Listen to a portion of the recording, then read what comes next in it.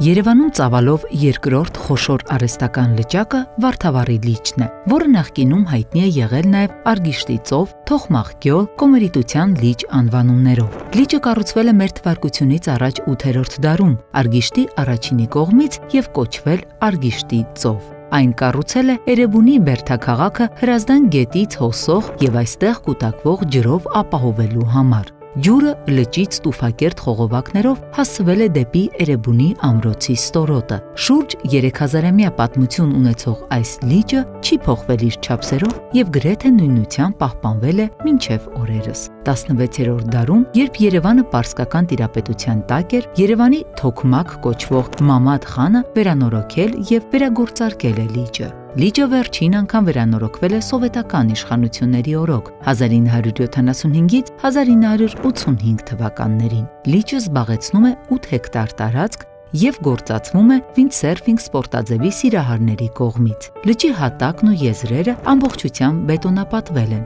Ընդարձակվել է լճակը սնուցող Մամրի ջրանցքի, որը անվանափոխվեց Ստեփան Շահումյանի անունով։ Լճի շրջակայքը վերածվել է այգու։ Այդ ժամանակվանից ի վեր լիճը սնուցվում է ստորգետնյա ջրերով եւ ջրանցքներով։ 2011 թվականին այգին բարեկարգվել եւ կոչվել է Լիոնի այգի՝ ի պատիվ Երևան եւ Լիոն քաղաքների բարեկամության։ Այգու բարեկարգման աշխատանքները սկսվել են 2010 թվականից։ Լիոնի այգու հիմնումն իրականացվել է Երևանի եւ Լիոնի քաղաքապետարանների միջև կնքած 2008-2011 թվականների համագործակցության ծրագրի շրջանակում։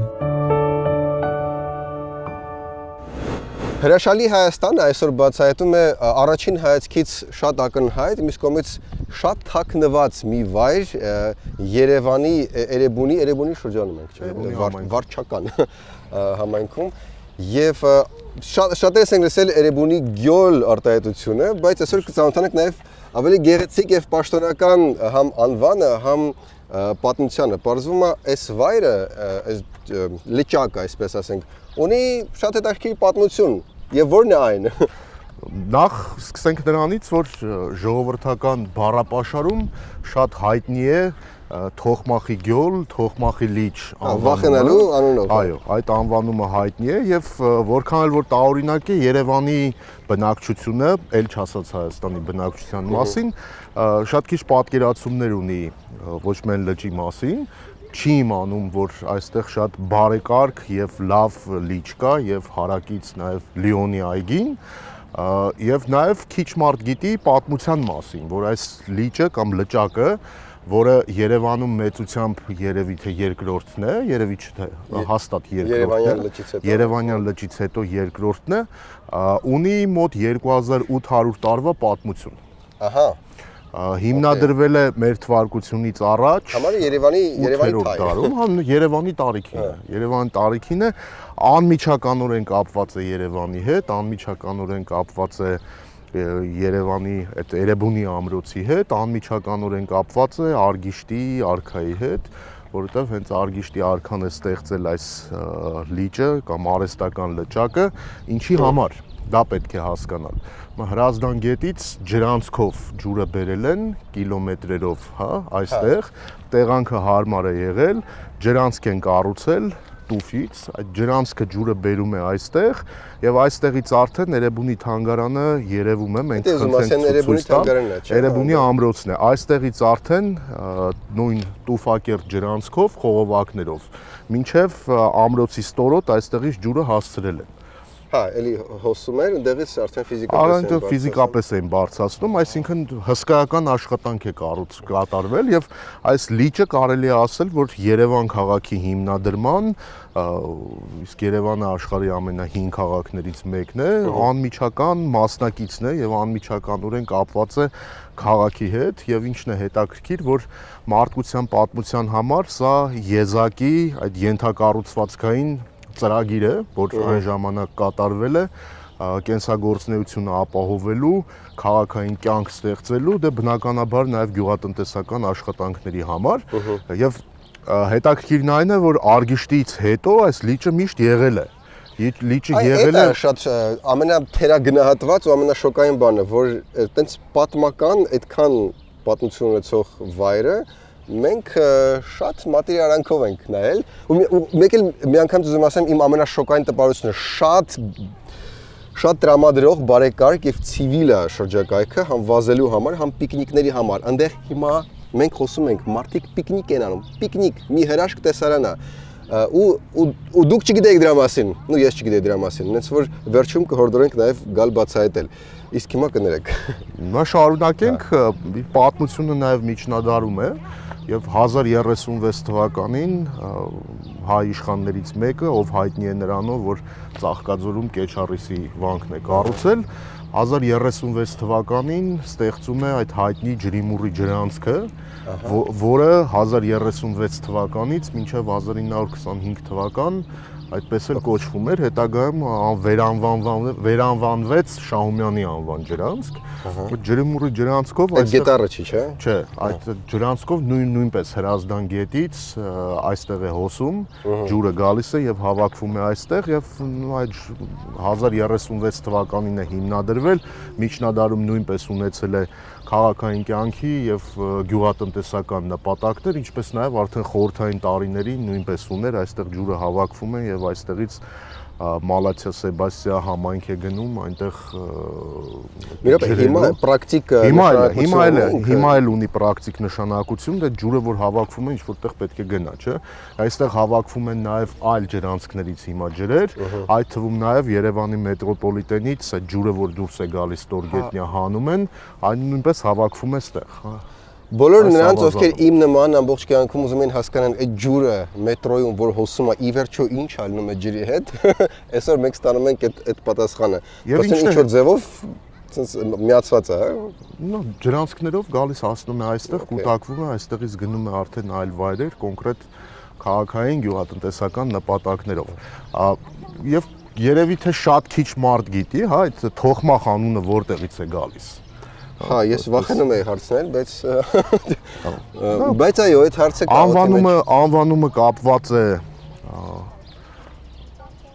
պարսկական տիրապետության ժամանակաշրջանի հետ 16-րդ դարում Մամմադ խանը, որին Թոքմակ էին ասում, ըստ ավանդության Մամմադ խանի հարսնացուն երբ ինքնասպան էին լինում,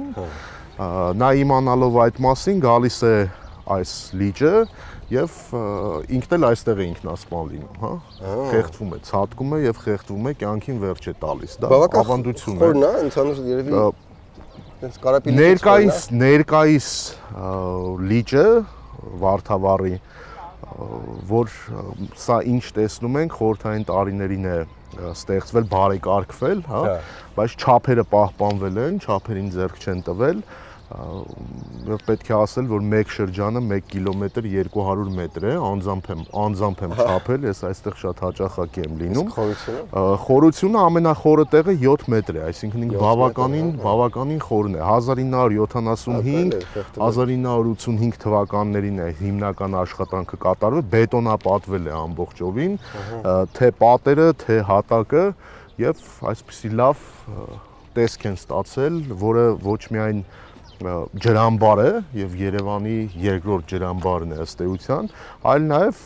շատ գեղեցիկ եւ պիտանի արհեստական լիճ է եւ մասնագետներն ասում են նաեւ, որ էկոլոգիական առումով ինքը կարեւոր դերակատարություն ունի, որովհետեւ շուրջ 2800 տարի լինելով այստեղ ինքը արդեն ինտեգրվել է լիճը կամ լճակը այս էկոհամակարգի մեջ եւ ֆաունայի, ֆլորայի տեսանկյունից կարևոր դերակատարություն է հիմա կատարում։ Ձկներ տեսանք, ոնց որ ձկներ կան, տենց սպորտաձևերի կապված, հա, ջրային սպորտաձևերի հետ։ Այո, կուզենայի միանգամից ուզվում է տեսնել կանոե քշող մարդիկ, տենց տարբեր։ Այստեղ ես տեսել եմ, հաճախակի հանդիպել եմ ջրային սպորտաձևերով զբաղվում են, ինչպես նաև հաճախակի կարելի է այստեղ հանդիպել ձկնորսների, որովհետև լճում բավականին մեծ քանակությամբ ձկներ կան, ինչ տեսակ է, անկեղծ չգիտեմ, լավ չեմ հասկանում ձկնարդյունաբերությունից խեցգետին կարելի է մի քանի հատ գցել, խեցգետնի կոնկրետ խնդրեմ կա Հայաստանում, շատ քիչ են վերջի տարիներին խեցգետինները։ Բայց դրա մասին առանձին կխոսենք, ուղղակի քանի ձուկ կա, մտածեցի, դա էլ կարելի է անել։ Մի քանի քայլ այս կողմ եւ մենք գտնվում ենք Լիոնի այգում։ Այդ ինչա, ինչու Լիոնի, ոնց տենց եղավ։ Ինչ կապ ունի Լիոնը։ Լիոն, Էրեբունի։ Թոխմախի, Էրեբունի։ Փոքրիկ Լիոնը Թոխմախում, հա։ Ֆրանսիական համայնքն է ստեղ ապրում։ Ըստ էության Լիոնի այգի անվանումը ստացվել է այս այգին 2011 թվականին։ Դե այգի ասած Վարդավառի լճի հետ ինքը մեկ ամբողջություն է եւ խորհուրդ կտանք բոլորին, ովքեր չեն եղել այստեղ, նախ կան այս այգում զբոսնեն եւ լիճն էլ եթե չեն տեսել, լճի շուրջն էլ պտտվեն, նայեն, ամեն դեպքում շատ հաճելի միջավայր է, թե որպես այգի, թե որպես լիճ, թե որպես նաեւ պատմական վայր։ Ինքը մեկ ամբողջություն լինելով այգին անվանվել է Լիոնի այգի 2011 թվականին, երբ որ ֆրանսիական Լիոն քաղաքի հետ Երևանի համագործակցության շրջանակներում Լիոնի քաղաքապետը եւ Երևանի քաղաքապետը այստեղ բարեկարգման աշխատանքներ տարան եւ դրանից հետո միասին այս այգին բացեցին, կարելի ասել, կամ վերաբացեցին եւ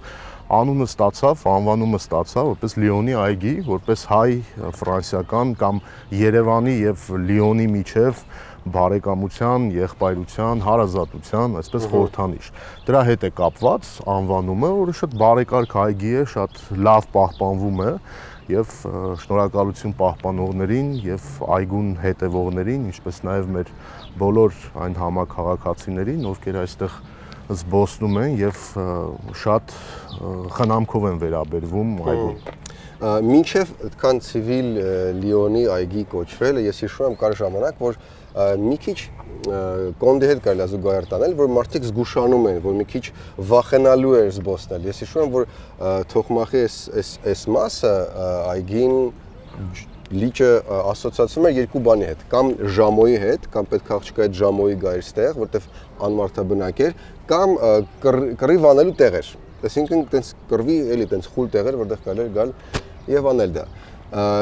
Երբ փոխվեց, ինչու էր տենց նախ, արդյոք տենց էր թե չէ, թե ես սխալ եմ հիշում, եւ երբ տենց կամաց դառավ սենց հրաշք Նյու Յորքի ոնց որ այն Central Park-ի նման պիկնիկների տեղ։ Ես փորձեմ ընդդիմախոսեմ քեզ, Սերգեյ։ Ես մարդ եմ, ով ծնվել, մեծացել եւ ապրում է այս համայնքում եւ ես ինչ հիշում եմ, նաև հիշում եմ այս տեղանքը, այս այգին, այս լիճը։ Իհարկե 90-ականներին այսքան բարեկարգ չէր, բայց կցանկանայի նշել, որ կան ստերեոտիպեր,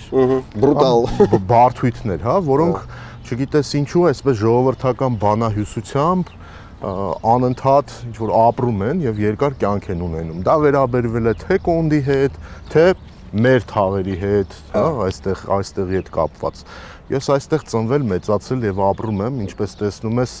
ժողովրդական լեզվով ասած սաղ սալամաթ եմ, իմ ոչինչ չի պատահել եւ ասեմ, որ այդ խոսակցությունների մեծամասնությունը մեղմ ասած չափազանցված են, այստեղ երբեք չի եղել եւ չի որպես հարաբերությունները պարզելու վայր կամ, չգիտեմ, այլ նպատակներով օգտագործվող վայր։ Միշտ եղել է որպես այգի, որպես լիճ, որը այդքան էլ բարեկարգ չի եղել, ինչ որ պահ բարեկարգ եղել, հետո ինչ որ պահ բարեկարգ չի եղել, հիմա նորից բարեկարգ է, բայց այդ ստերեոտիպերը կապված Երևանի տարբեր թաղերի հետ եղել են եւ այսօր էլ կան։ Մենք մի հաղորդաշարի շրջանակներում դրա մասին խոսել ենք, արժի երևի թե մի փոքր էլ հիմա անդրադառնալ, դա կապված է նրանից, նորից եմ կրկնում, որ Երևանի այն թաղերը, որոնք հին են եւ ունեն պատմություն, ունեն որոշակի ավանդույթներ, որոշակի, այսպես ասենք, վարքագծային, այո, ավելի պահպանողական, ավելի վարքագծային որոշակի ավանդույթներ, որտեղից էլ հետագայում այդ խոսակցություններն էին գալիս կապված թասիբի արժանապատվության եւ այլ հանգամանքների հետ, որոնք ծնում էին արդեն այդ խոսակցությունները, որոնք իրականությանը չեն նոր մարդեր ասում պետք է տփեին։ Դա ավանդույթ չի, դա վայրենություն է, պետք է նշել եւ շատ քննադատելի արարք է, որովհետեւ մարդը մարդուն չպետք է ծեծի եւ մարդը մարդու նկատմամբ բռնություն չպետք է կիրառի, դա մարդկային համակեցության գլխավոր կանոններից եւ նորմերից մեկն է, բայց խոսակցությունների մակարդակում դա եղել է եւ կա եւ մինչեւ այսօր էլ նշենք, որ Երևանի շատ թաղերում, այդ թվում նաեւ հենց Էրեբունի համայնքի շատ թաղերում, այդ կարծրատիպ չասենք, փորձենք ճիշտ դրա տերմինը գտնել, այդ մոտեցումը կա, որ երբ որ տեսնում են օտար մարդ իրենց թաղում, շատ նորմալ բնականon ձևով զգուշանում են ոչ թե վատ տեսանկյունից, որ այդ մարդուն ինչ-որ նեղություն տան, անհանգստություն պատճառել, այլ զգուշանում, քանի որ չեն ճանաչում, հա, լինելով այդ մարդը նորեկ իրենց թաղում, միշտ տենց փորձում են հասկանալ այս մարդը ինչ է անում ստեղ, եկել է իրենց վնաս տա, վնաս չտա, բարեկամ է թե բարեկամ չէ։ Սա է ընդհանուր երևանյան այդ մոտեցումները։ Շատ պոլիտկորեկտ մոտեցում է, որը արի նշենք, որ վատ երևույթ չի, հատկապես երբ որ այդ մարդիկ իրենց վրա չեն վերցնում ոստիկանի ֆունկցիա եւ իրենք չեն սկսում հարցաքննել մարդուն կամ անիմաստ անհանգստացնել։ Մարդիկ ուղղակի իրենց համայնքի, իրենց թաղի, իրենց հարազատների, իրենց բարեկամների համար, քանի որ ապրում են այդպես թաղային կյանքով, որոշակի նրանց անվտանգության համար, նրանց հանգստության համար որոշակի մտահոգություններ ունեն եւ այդ մտահոգությունները փարատելու համար օտարների նկատմամբ որոշակի սկզբում անվստահություն են ցուցաբերում եւ այդ պոլիտկորեկտի հարց չկա, ես ասում եմ այն ինչ կա, որը ըստ էության վատ չէ։ Լավ, վերադառնանք էլի այս տարածքին, ուրեմն իմ մոտ զգացում կա, որ մի տեսակ անավարտ է, ավելի շուտ պոտենցիալը ավելի շատ է, կարելի է մի փոքր ավելին քաղել, հա, այս վայրից Նաև տեսա այս շինությունը, որը սոցռեալիզմի նմուշ կարա որպես ծառայ։ Մի քիչ դզել, փչել ու ինքը կդառնա հենց այն որ տուրիստները գալիս են հատուկ սոցռեալիզմ տենալու համար, տենց դրվագներ կան, դեռ ինչ որ վագոնчик են տենում։ Ու նաև այդ դատարկ մասերը կա չէ պոտենցիալ որ ավելի տուրիստական, ավելի տենց ժամանցային դարձնելու էս։ Անկամ ինչպես ասում են անզեն աչքով երևում է, որ ահռելի տարածքներ կան, լճի թե ձախ հատվածում, թե աջ հատվածում, ինչպես նաև այգու հարակից տարածքում, որ կարելի է բարեկարգել, այդտեղ կանաչ զոնաները ավելացնել, ինչու՞ չէ այդտեղ ավելացնել ժամանցի վայրերի քանակը, կաֆեներ, ռեստորաններ, որը լավ երևույթ է, քաղաքային մշակույթի երևույթ է, իհարկե վնաս չտալով բնությանը, հակառակը, բնության հետ այդ ամեն ինչը ներդաշնակեցնելով։ Եվ այստեղ էլ համ լճի ձախ մասում, համ աջ մասում կա այդ պոտենցիալը եւ սա կարելի է դարձնել Երևանի ամենակարևոր զբոսաշրջային վայրերից մեկը, միայն այն փաստը պատմական, որ այս լիճը ունի 2000 մոտ, հա, Երևանի հասակակիցն է եւ 2800 տարեկան է, մեր թվարկությունից առաջ 8-րդ դարում է հիմնադրվել։ Միայն դրա հիման վրա այստեղ կարելի է շատ եւ շատ զբոսաշրջիկներ բերել, իհարկե ապահովելով համապատասխան ենթակառուցվածքները։ Իհարկե ոչ սոցռեալիզմի շրջանի, դու հիմա տեսար մի քանդված կիսաքանդ շինություն, որը եթե ես ու դու ժամանակ գտնենք եւ գանք ներկենք, շատ հետաքրքիր վայր կդառնա եւ չի հիշեցնի, չգիտեմ, Խորհրդային միության տարիների Սվերդլովսկի օրինակ սրճարանները։ Հաստատ չի հիշեցնի, շատ ինչ-որ հետաքրքիր վայր կդառնա։ Այսինքն ինչ եմ ուզում ասել, որ շեշտը սրա վրա պետք է դնել ոչ թե սոցռեալիզմի վրա կամ խորհրդային ժառանգության, այլ պետք է հստակ շեշտը դնել իր հնության։ Աշխարհի ամենահին քաղաքներից մեկն է Երևանը, աշխարհի ամենահին բնակավայրերից մեկն է, եւ այս լիճն էլ մարդու ստեղծած ամենահին լճերից մեկն է աշխարհում։ Եվ այն ջրանցքը, որը սնուցում է սրա ջուրը, ունի այդքան տարիների պատմություն, թե մեր թվարկությունից առաջ, թե կոնկրետ, ասենք, միջնադարյան շրջանի, էլի։ Դե շատ լավ, դե ուրեմն հորդորենք, որ նաև օգտագործելով այն փաստը, որ մոտենում են նաև զբոսաշրջային սեզոնը, եթե օրինակ զբոսաշրջիկներ հյուրեր արտասահմանից եւս մեկ վայր չբացահայտված, որտեղ կարող եք բերել եւ ցույց տալ։ Քայլել, մաքուրոտ շնչել, բնությամբ զբաղվել, վայելել։ Առավոտերն էլ վազել, իդեալական վազելու տեղ է։